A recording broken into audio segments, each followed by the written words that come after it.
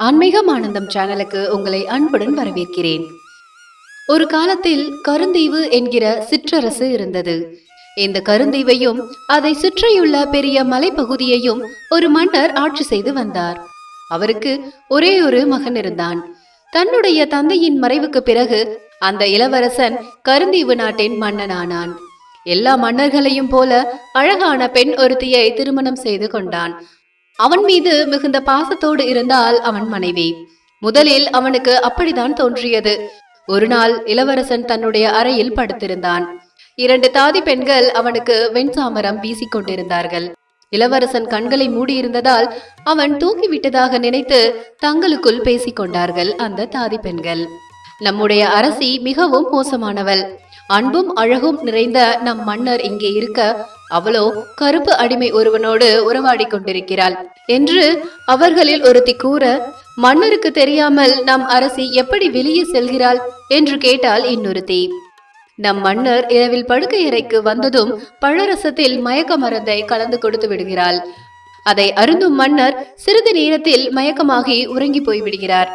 அதன் பிறகு அவள் தன்னுடைய ஆசை காதலனை தேடி போய்விடுகிறாள். இரவில் வெளியே செல்பவள் காலையில் தான் வருகிறாள்.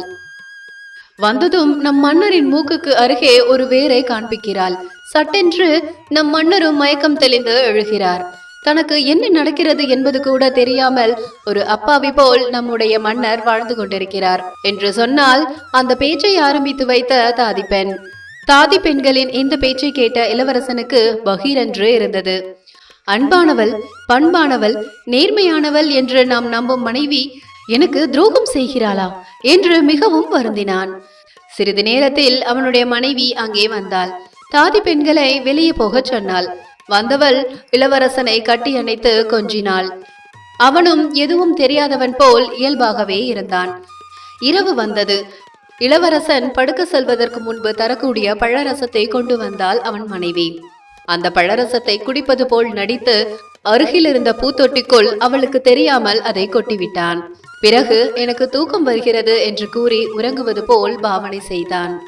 சிறிது நேரம் கழித்து அவன் உறங்கிவிட்டானா என்பதை அவன் உடலை உலுக்கி தெரிந்து கொள்ள முயன்றாள்.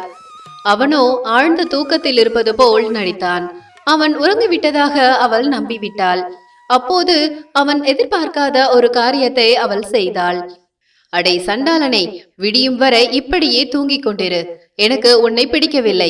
நீ எல்லாம் எனக்கு கணவனாக முடியாது என்று கூறியவள் திடீரென்று அவன் முகத்தில் காரி உமிழ்ந்தாள்.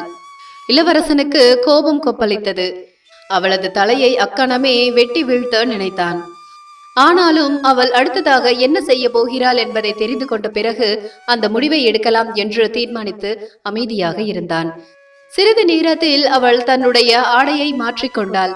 ஆசை நாயகனை கவரும் விதத்தில் கவர்ச்சியான ஆடையை அணிந்திருந்தாள்.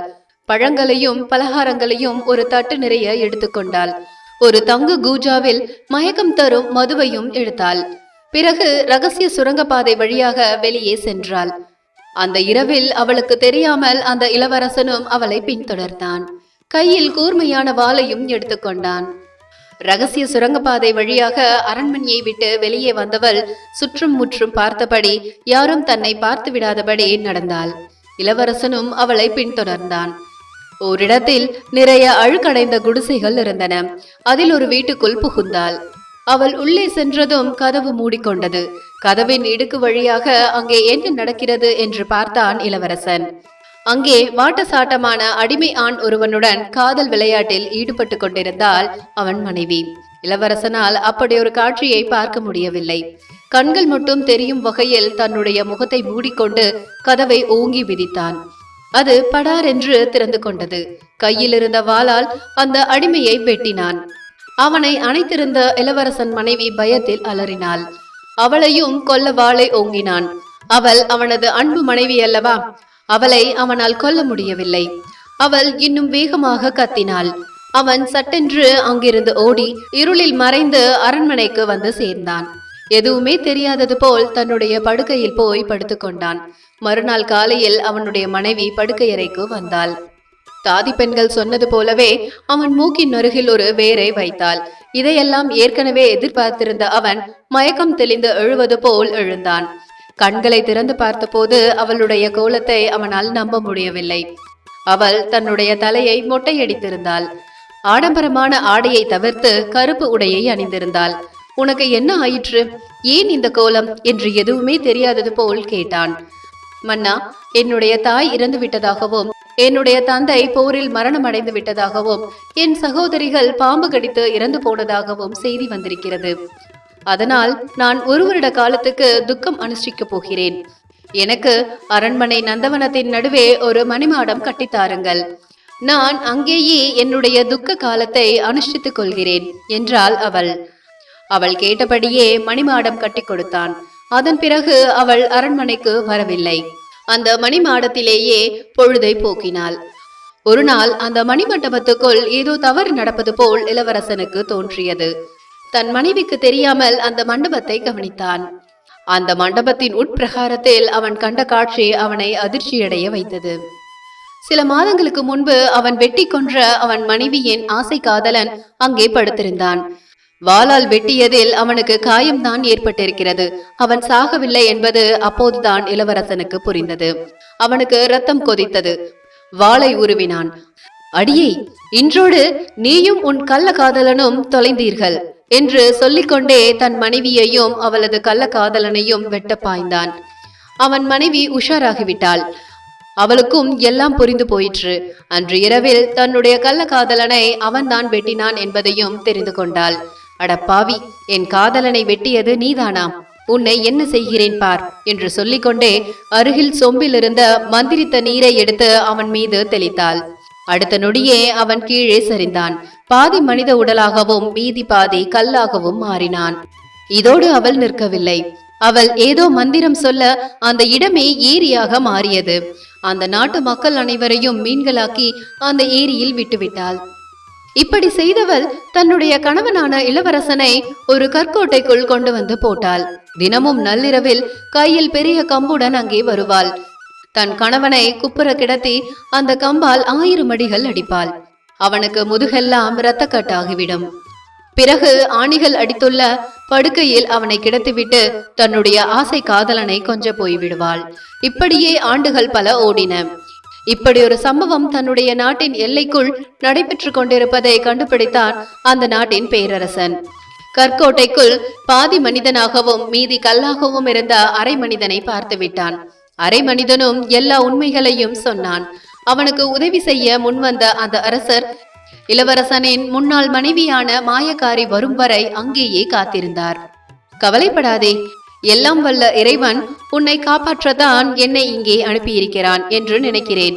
நான் உனக்கு நிச்சயம் உதவுவேன் என்று அரை மனிதனிடம் சொன்ன மன்னர் அந்த மலைக்கோட்டைக்குள் ஒரு ஓரமாக ஒளிந்து கொண்டார். இரவு வந்தது. மாய வித்தைகள் தெரிந்த அந்த பெண் அங்கே வந்தாள். அரை மனிதன் சொன்னபடியே அவனை கம்பால் 1000 அடிகள் அடித்தாள். வலி தாங்க முடியாமல் அவன் அலறினான். அந்த நேரத்தில் விரைந்து செயல்பட்ட மன்னர் நந்தவனத்தில் உள்ள மணிமாடத்துக்கு போனார். அங்குள்ள பிரகாரத்தில் படுத்திருந்த அந்த பெண்ணின் ஆசை காதலனை வாளால் வெட்டி அவனை 2 துண்டுகளாக்கி அருகில் இருந்த கிணற்றுக்குள் போட்டார். பிறகு அவன் அணிந்திருந்த ஆடையை அணிந்து கொண்டு அவன் படுத்திருந்த இடத்தில் படுத்துக்கொண்டார். அருகில் எரிந்து கொண்டிருந்த விளக்குகளையும் அணைத்து விட்டார். சிறிது நேரத்தில் அந்த மாயக்காரி அங்கே வந்தாள். அவளிடம் அவனது காதலன் போல குரலை மாற்றி பேசினார் மன்னர். என்னவளே, உன்னுடைய கணவனை இப்படி அடித்து சித்திரவதை செய்தது போதும். அவனுடைய அலறல் சத்தத்தை என்னால் சகிக்க முடியவில்லை. அவனுக்கு சாப விமோசனம் கொடுத்து இங்கிருந்து விரட்டி அடித்து விடு. அவன் இங்கிருந்து போனால்தான் நாம் இருவரும் சந்தோஷமாக வாழ முடியும் என்று சொன்னார். அவளும் சிறிது நேரம் எதையோ யோசித்தாள். பிறகு ஆசை காதலன் என நினைத்து மன்னரை பார்த்து கேட்டாள், உங்களது தாராள மனதுக்கு அவனுக்கு சாப விமோசனம் தர சொல்லிவிட்டீர்கள். இதனால் வரையில் அப்படி ஒரு வார்த்தையை சொல்லாத நீங்கள் இப்போது அதை சொல்கிறீர்கள் என்றால் அது சரியாக தான் இருக்கும்.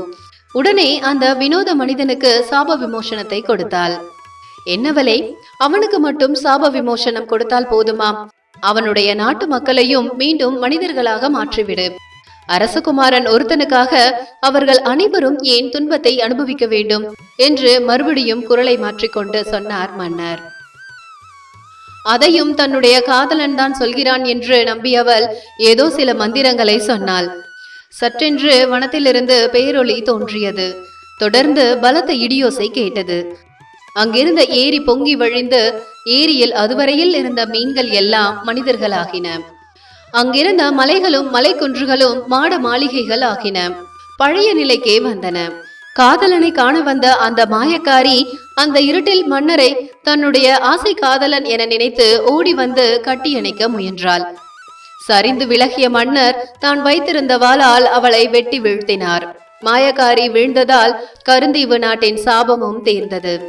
தனக்கு உதவி செய்த மன்னருக்கு நன்றி சொன்னான் கருந்தீவு இளவரசன். அவனை அழைத்து கொண்டு தன்னுடைய நாட்டுக்கு திரும்பினார் மன்னர். தொடர்ந்து தன்னுடைய மூத்த மகளை அந்த கருந்தீவு இளவரசனுக்கு திருமணம் செய்து கொடுத்து அவர்களை மறுபடியும் கருந்தீவுக்கே அனுப்பி வைத்தார். இந்த கதையில் கணவனுக்கு தொடர்ந்து துரோகம் செய்து வந்த மனைவி ஆரம்பத்தில் மகிழ்ச்சியான வாழ்க்கை வாழ்ந்து வந்தாள். காலம் கடந்து கிடைத்தாலும் ஒரு நாள் அவளுக்கு தக்க தண்டனை கிடைத்தது. கணவனுக்கு துரோகம் செய்யும் மனைவிக்கும், மனைவிக்கு துரோகம் செய்யும் கணவனுக்கு மட்டுமல்ல, இந்த பூமியில் துரோகம் செய்யும் எல்லோருக்குமே தக்க தண்டனை நிச்சயம் உண்டு. காலம் கடந்து கிடைத்தாலும் என்றாவது ஒரு நாள் அந்த தண்டனை கிடைத்தே தீரும்.